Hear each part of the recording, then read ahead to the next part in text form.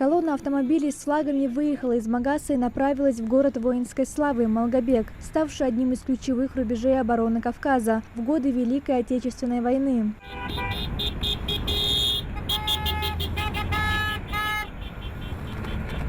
Организатором мероприятия выступил Союз объединения организаций профсоюзов Республики Ингушетия.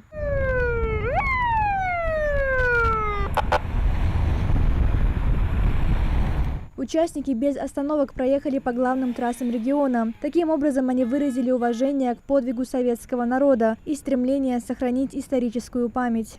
В этом году у нас совпало 80-летие Победы и, соответственно, Миш-Трудмай. Поэтому мы приурочили на нынешний автопробег и к 80-летию, и к трудовым правам людей, соответственно.